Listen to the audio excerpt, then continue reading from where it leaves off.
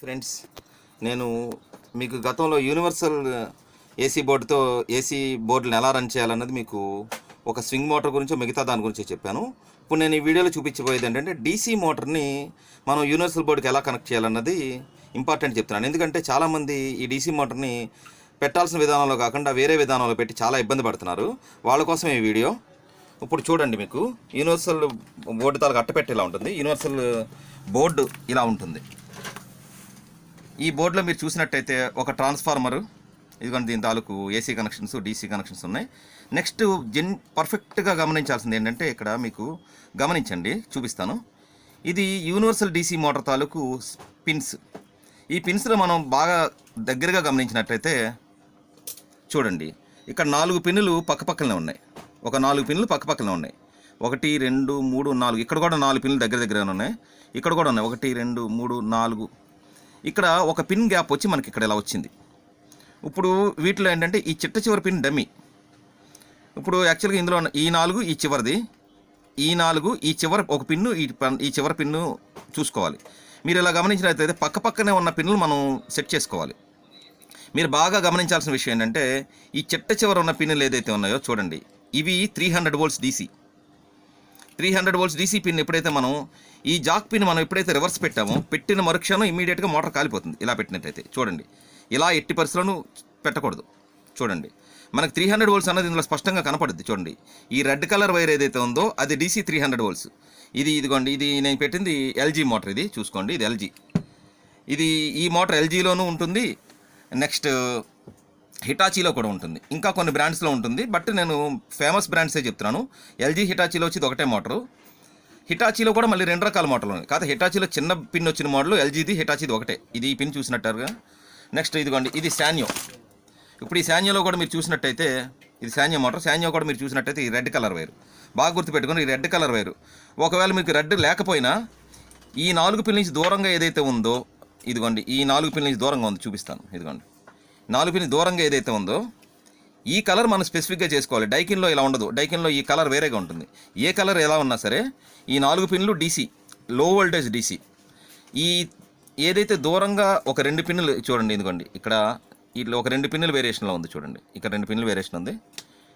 ఇక్కడ కూడా మనకి కేవలం ఒక పిన్ వేరియేషన్ ఉంది. ఇక్కడ ఓవరాల్గా పిన్ అయితే వేరియేషన్ ఉంటుంది. శాన్యో కొంచెం తేడాగా ఉంటుంది. బట్ ఏది ఏమైనా ఇదిగోండి ఈ 4 పక్కన ఉన్న ఒక పిన్ దూరంగా ఉంది. ఇప్పుడు దీన్ని బాగా గమనించండి. ఈ 300 ఏదైతే ఉందో అది ఇటు పక్కకి ఎట్టి పరిస్థితుల్లో రాకూడదు. డీసీ 300 వైపుకే వెళ్ళాలి. ఇంకొక మోడల్ కూడా చూపిస్తాను చూడండి. ఇదిగోండి, ఇది మనకి మిత్సుబిషి హెవీ ఇండస్ట్రీస్లో వస్తుంది. నెక్స్ట్ శాంసంగ్లో ఉంటుంది. నెక్స్ట్ హిటాచీలో కూడా ఇదే మోడల్ ఉంది. హిటాచీ కొన్ని మోడల్స్లో ఇదే మోడల్, సేమ్ ఇదే జాకు. కాకపోతే ఈ పిన్ బాగా బండగా ఉంటుంది. చూడండి, ఈ 2 ఉన్నదానికన్నా బాగా లావుగా ఉంటుంది. ఇది హిటాచీది, శాంసంగ్ది, మిత్సుబిషి హెవీ ఇండస్ట్రీస్ది ఒకటే మోటరు. ఇక్కడ షాఫ్ట్లో ఏమైనా మార్పు రావచ్చేమో, కానీ షాఫ్ట్ మార్పు వచ్చినా మ్యాచ్ అవుతుంది, ప్రాబ్లం ఏం లేదు. దీనికైతే మనకి ఏ గోళ లేదు. యాజ్ స్టేజ్కి జాక్ ఎక్కేస్తుంది కనుక దీని గురించి ఏ కన్ఫ్యూజన్ లేదు. దీని గురించి మీరు డౌట్ పడక్కర్లేదు. కాలిపోతుందేమో అని భయపడద్దు. యాజ్ స్టేజ్గా పెట్టేస్తే తిరిగి వస్తుంది. ఇదిగోండి, ఇది ఇలా కనెక్ట్ చేశాను. మీకు అక్కడ ఆన్ చేసినట్టయితే ఈ మోటార్ కాసేపు తిరుగుతుంది, చూపిస్తాను.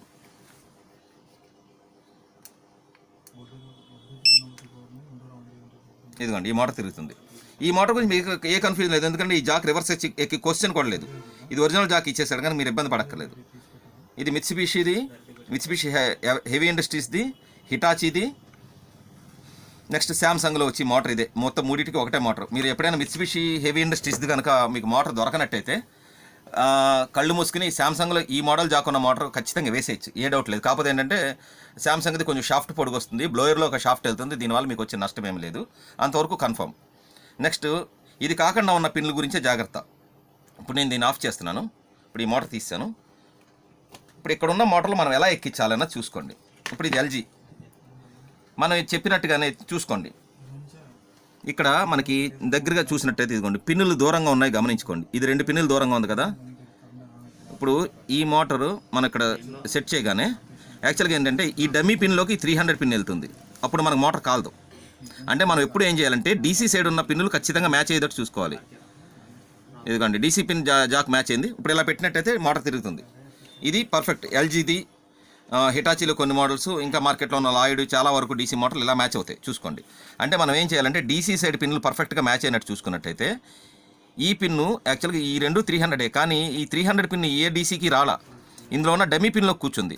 గమనించండి, ఇదిగోండి మీకు చూపిస్తాను. ఇదిగోండి ఇలా పెట్టినప్పుడు ఈ చివరి పిన్ను రెడ్కి వచ్చింది, కానీ ఆ రెండో పిన్ డమ్మీలోకి వెళ్ళింది కనుక మనకు నష్టమే లేదు, పనిచేస్తుంది. ఈ 4 మ్యాచ్ అవుతాయి కనుక మీకు మోటార్ నడిచేస్తే మోటార్ కాలదు. ఇప్పుడు ఈ శాన్యో విషయానికి వస్తే, శాన్యోలో చూసినట్టయితే ఇప్పుడు ఇది ఇలా ఉంది. ఇలా ఉన్నప్పుడు మనం ఏం చేయాలి? ఇప్పుడు ఇదిగోండి వీళ్ళు ఇలా కూర్చోలేదని ఒకళ్ళు ఇలా రివర్స్లో కూర్చోబెట్టి, ఇదిగోండి దీన్ని ఇలా కూర్చోబెట్టేశారు. అంటే ఏమైంది, డీసీ 12 వోల్ట్స్ 15 వోల్ట్స్ ఉన్న పిన్లు ఏదైతే ఉన్నాయో 300 వోల్ట్స్కి వెళ్ళిపోయినాయి. వెళ్ళిపోగానే ఇమీడియట్గా ఈ మోటార్ కాలిపోతుంది. మనకి డీసీ మోటార్ ఏదైతే ఉందో డీసీ మోటార్ కాలిపోతుంది.